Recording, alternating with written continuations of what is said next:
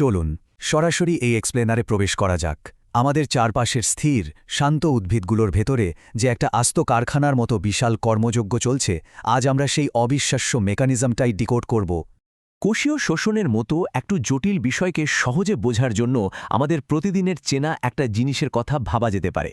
একটা সাধারণ সবুজ পাতা ঠিক কিভাবে একটা গাড়ির ইঞ্জিনের মতো কাজ করে, এটা শুনলে সত্যি অবাক হতে হয়।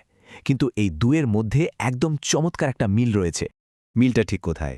একটা গাড়ির ইঞ্জিন যেমন জ্বালানি আর অক্সিজেন পুড়িয়ে গতিশক্তি তৈরি করে এবং সাইলেন্সার দিয়ে ধোঁয়া বের করে দেয়, উদ্ভিদের কোষও ঠিক একই কাজ করে। কোষগুলো অক্সিজেন ব্যবহার করে গ্লুকোজ ভেঙে ফেলে। এর ফলে তৈরি হয় বেঁচে থাকার জন্য অপরিহার্য এটিপি বা এটিপি শক্তি, আর উপজাত হিসেবে বেরিয়ে যায় কার্বন ডাই অক্সাইড। সহজ কথায়, গ্লুকোজ হলো এখানকার ফুয়েল বা জ্বালানি, আর কার্বন ডাই অক্সাইড হলো সেই ধোঁয়া। এখন এই জৈবিক ইঞ্জিনটা আসলে কতটা এফিশিয়েন্ট বা এটা ঠিক কী ধরনের জ্বালানি ব্যবহার করছে সেটাও কিন্তু মাপা যায়। অনেকটা গাড়ির ধোঁয়া বা ইমিশন টেস্ট করার মতো ব্যাপার আর কি। বিজ্ঞানের ভাষায় এই পরিমাপকটাকে বলা হয় রেসপিরেটরি কোশেন্ট বা শ্বাসনিক হার, সংক্ষেপে আরকিউ বা আরকিউ। এটা মূলত শ্বসন প্রক্রিয়ায় যতটুকু কার্বন ডাইঅক্সাইড বাইরে বেরিয়ে গেল এবং যতটুকু অক্সিজেন ভেতরে ব্যবহৃত হলো, ঠিক তার একটা গাণিতিক অনুপাত। যেমন ধরা যাক, উদ্ভিদ যখন তার সবচেয়ে পছন্দের প্রাইমারি ফুয়েল অর্থাৎ গ্লুকোজ পোড়ায়, তখন সে ঠিক ৬ অণু অক্সিজেন গ্রহণ করে আর ঠিক ৬ অণুই কার্বন ডাইঅক্সাইড বাতাসে ছেড়ে দেয়। এখন ৬কে ৬ দিয়ে ভাগ করলে ফলাফল দাঁড়ায় ঠিক ১। তার মানে শর্করা বা গ্লুকোজের ক্ষেত্রে এই আরকিউ অনুপাতটা একদম পারফেক্ট, যার মান হচ্ছে ১। এখানকার সবচেয়ে ইন্টারেস্টিং ব্যাপারটা হল জ্বালানির সোর্স বা উৎস বদলালে এই অনুপাতের মানগুলো কেমন বদলে যায়।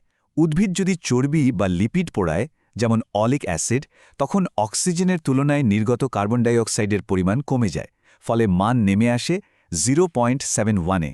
আবার ম্যালিক অ্যাসিডের মতো জৈব অ্যাসিডের ক্ষেত্রে এই মানটা বেড়ে 1.33 হয়ে যায়।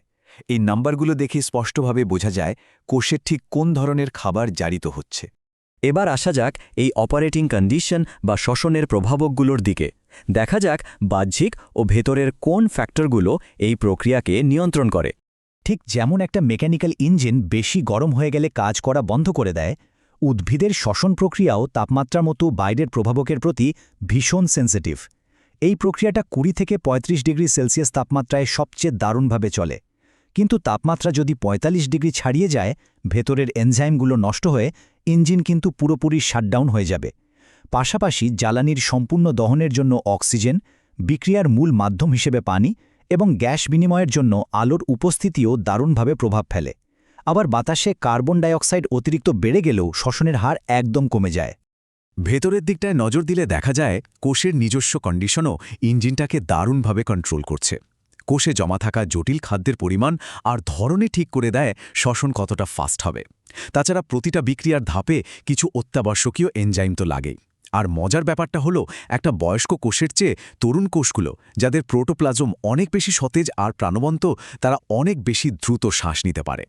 এই মেকানিজম আর ফ্যাক্টরগুলো তো বোঝা গেল, কিন্তু এই পুরো জৈবিক প্রক্রিয়া বা শ্বসনের আসল গুরুত্বটা আসলে কোথায়? কোষীয় শ্বসনের এই যে একটা অবিরাম গুঞ্জন, এটাই কিন্তু বেঁচে থাকার জন্য সবচেয়ে জরুরি এটিপি বা এটিপি এনার্জি সাপ্লাই দেয়। শুধু তাই নয়, এই শক্তির সাহায্যেই উদ্ভিদ মাটি থেকে তার প্রয়োজনীয় খনিজ লবণ টেনে নেয়। শ্বসনের ফলে যে কার্বন ডাই অক্সাইড তৈরি হয়, সেটা আবার রিসাইকেল হয়ে সালোক সংশ্লেষণে চলে যায় উদ্ভিদের খাবার তৈরিতে সাহায্য করার জন্য। আর সবচেয়ে বড় কথা, শ্বসন আর সালোক সংশ্লেষণ মিলে পৃথিবীর বায়ুমণ্ডলে অক্সিজেন আর কার্বন ডাই অক্সাইডের সেই জাদুকরী ব্যালেন্সটা ধরে রাখে। এতক্ষণ ধরে এই যে বিশাল কনসেপ্টটা নিয়ে আলোচনা হলো, সেটাকে যদি পাঠ্য বইয়ের সেই মূল সংজ্ঞায় ফিরিয়ে আনা হয়, তাহলে বিষয়টা ঠিক এরকম দাঁড়ায়। শ্বসন প্রক্রিয়ায় উদ্ভিদ যে পরিমাণ কার্বন ডাই অক্সাইড ত্যাগ করে এবং যে পরিমাণ অক্সিজেন গ্রহণ করে, তার অনুপাতকে শ্বসনিক হার বা আরকিউ বলে। এই সহজ ছোট্ট সংজ্ঞাটার আড়ালেই লুকিয়ে আছে এক বিশাল জৈবিক ইঞ্জিন, যা দিনরাত কাজ করে চলেছে বলেই আমাদের এই সুন্দর গ্রহটা আক্ষরিক অর্থেই শ্বাস নিতে পারছে। কে জানে প্রকৃতির এই বিশাল ল্যাবরেটরিতে এমন আরও কত অদ্ভুত আর অজানা মেকানিজম নীরবে কাজ করে যাচ্ছে, যা হয়তো এখনও আমাদের কল্পনারও বাইরে।